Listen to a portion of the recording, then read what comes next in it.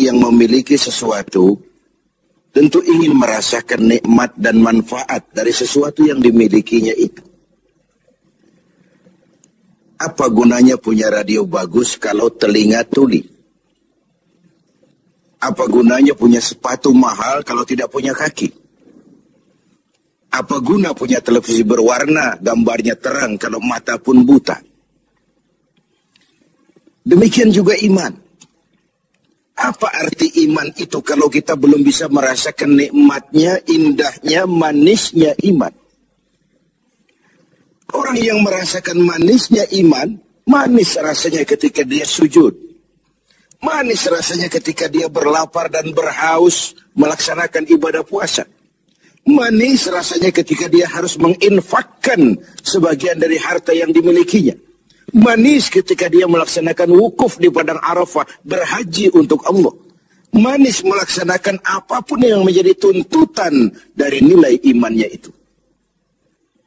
Untuk bisa merasakan nikmatnya, manisnya, indahnya iman, Rasulullah sallallahu alaihi wasallam mengajarkan kepada kita salasun man kunna fihi wajada halawatal iman. Ada 3 perkara. Siapa yang mempunyai 3 hal ini, 3 perkara ini, ia akan bisa merasakan manisnya iman, indahnya iman, nikmatnya iman. Apa yang 3 itu? Pertama, ayyakunallahu wa rasuluh ahabba ilaihi mimma siwahuma. Seseorang yang cintanya kepada Allah dan Rasulnya di atas segalanya. Kita diberikan hati. Dalam hati bertumpu sejuta rasa. Apa yang paling dominan di hati, itulah yang jadi kecenderungan kita. Bahwa kita cinta harta benda, tentu. Kita cinta tanah air, itu pun bagian dari iman. Kita cinta pangkat dan jabatan, wajar. Kita cinta anak dan istri, iya. Dan agama pun tidak melarang, persilahkan. Cintailah apa yang perlu kau cintai. Mencintai tanah air, mencintai bangsa dan negara, mencintai harta benda, mencintai anak istri, mencintai teman, pangkat, jabatan, persilahkan. Tapi kan cinta kepada alam dan seluruh isinya dibatasi oleh kesadaran. Pada suatu saat kita akan berpisah. Cinta kita kepada harta, entah si harta dulu hilang di gondol maling, entah kita dulu meninggalkan harta itu. Cinta kita kepada pangkat dan jabatan ada waktunya. Cinta kita kepada anak istri sekalipun ada saatnya. Inilah batas kesadaran itu. Supaya dia jangan berurat dan berakar di hati. Kepada Allah dan Rasulnya kita tidak akan pisah selamanya. Kesana idealnya kita memperbanyak rasa cinta ini. Ketika terjadi perang Tabuk, Baginda Rasul melakukan mobilisasi dana. Semua sahabat memberikan sumbangannya. Datanglah seorang sahabat Sayyidina Abu Bakar Siddiq radhiyallahu anhu memberikan harta bendanya. Begitu banyak sampai Rasul bertanya, "Hal tarakta li ahlika syai'an ya Abu Bakar?"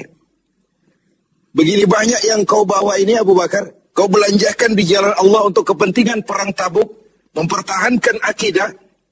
Apa buat keluargamu sudah kau tinggalkan sesuatu untuk kehidupan mereka? Beliau senyum, "Na'am. Taraktu lahumullah wa rasulah." Benar. Sudah aku tinggalkan buat keluargaku. Apa yang ditinggalkan? Aku tinggalkan kepada mereka Allah dan Rasulnya. Cinta kepada Allah dan Rasulnya. Itu yang aku tinggalkan kepada keluargaku. Adapun harta, semuanya aku belanjakan di jalan Allah untuk kepentingan mempertahankan keyakinan. Ini adalah sebuah contoh orang yang cintanya kepada Allah dan Rasulnya di atas segalanya. Harta itu, pangkat dan jabatan itu, semua kekayaan materi yang kita miliki itu, kalau sudah memenuhi panggilan Allah dan Rasulnya, semua mengalir. Semua mengalir. Dari sana dia datang dan ke sana juga dia akan kembali.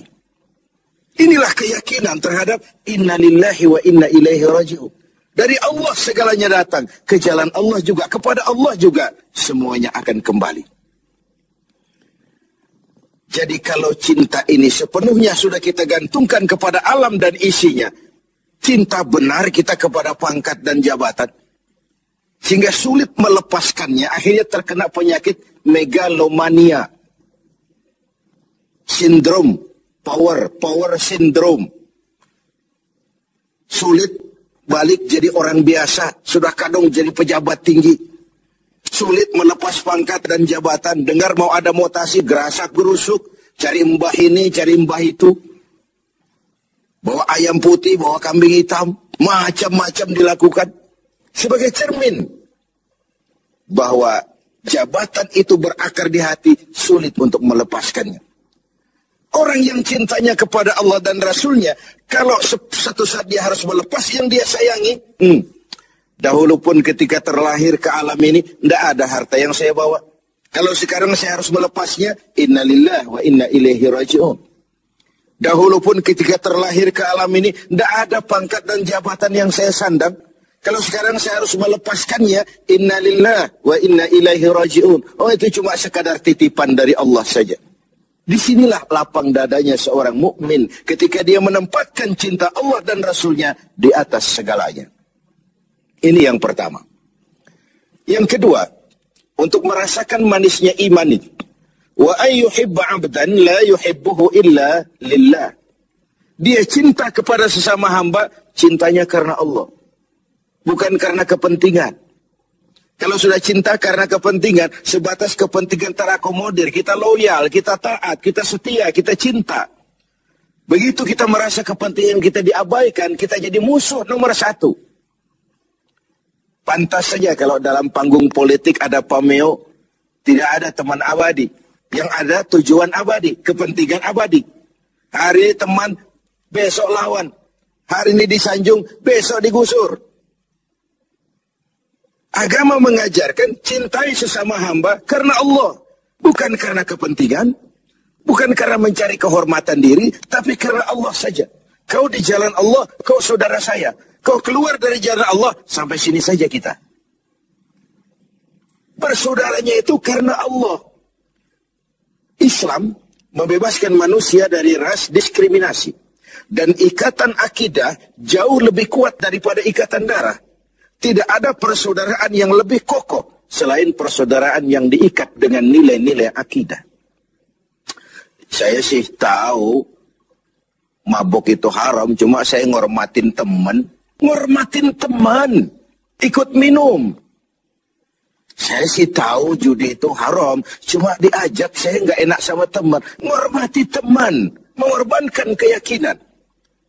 Untuk hal-hal yang seperti itu, tidak ada toleransi yang perlu dirumuskan.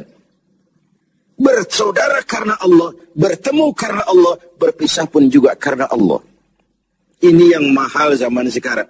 Sekarang kan bersaudara karena kepentingan, karena ada maunya. Berteman karena ada kepentingan. Bila kepentingan tercapai, teman jadi lawan pun nggak masalah. Lawan jadi teman sekalipun, it's okay, asal kepentingan tercapai. Nah, nuansa Ramadan mempertemukan kita dalam ikatan jalinan karena Allah semata-mata. Bertemu ya karena Allah, berpisah pun juga karena Allah. Ikatan kekeluargaan kita sebagai bangsa memang nyaris rapuh. Berbagai konflik di daerah belum kunjung selesai. Baik yang bernuansakan agama, etnis, dan macam-macam lagi.